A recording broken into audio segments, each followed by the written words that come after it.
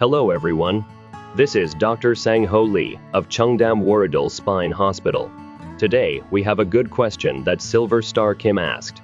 Dr. Lee, there are so many people suffering from herniated discs in their lower back. How are athletes who have had back surgery able to move around so well? This is indeed true.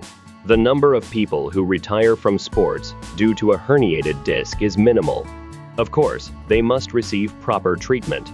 The most important thing is that the disc should not be removed when treating a herniated disc.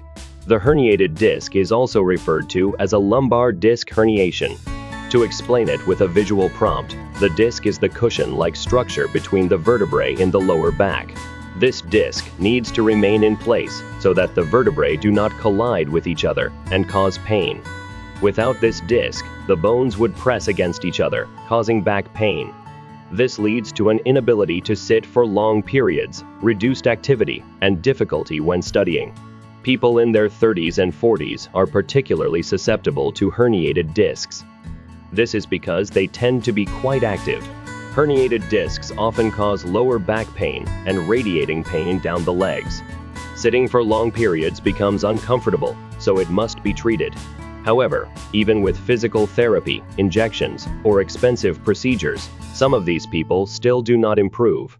This happens when a ruptured and protruded out fragment of the disc presses on the nerves. When a fragment presses on the nerves, radiating pain will inevitably be felt in the legs, and discomfort will persist. The right treatment is to preserve the cushion of the disc and remove only the fragmented pieces. A paper published in the International Spine Journal discusses the importance of keeping the disc intact. This is the published paper. The paper emphasizes that the disc should be preserved. What happens if the disc is removed? Without the disc, the bones collapse against each other. This is called spinal instability. The vertebrae need to remain aligned, but without the disc, they tilt and become misaligned. This is spinal instability. When the disc height is reduced or the vertebrae shift out of alignment, lower back pain occurs.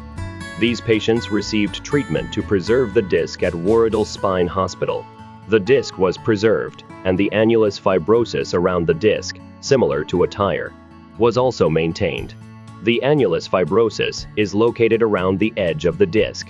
The torn annulus fibrosus is sutured during endoscopic laser surgery, followed by decompression. The disc cushion remains intact, allowing the person to return to normal activities. The fragments of the ruptured disc were carefully removed through endoscopic surgery. This way, the disc cushion remains in place. Whether it's a lumbar disc herniation or a cervical disc herniation, patients who undergo disc surgery that preserves the disc cushion can return to normal sports activities. Sports like golf, volleyball, baseball, and soccer can all be played. But what can be done for those people with discs that have been completely degenerated or collapsed? In that case, a procedure is done through the umbilicus. A small incision is made along the underwear line, or slightly below the umbilicus. The surgery is performed through the retroperitoneal space, where an artificial disc is inserted. Back pain can be relieved using an artificial disc cage to restore height. Strength can also be applied to the back, enabling a person to become an athlete capable of lifting weights. Many people suffer from herniated discs. I am explaining that if you receive treatment to restore and preserve the disc cushion, you can return to playing sports. Silver Star Kim, I hope you completely recover and regain your health through active sports. Thank you.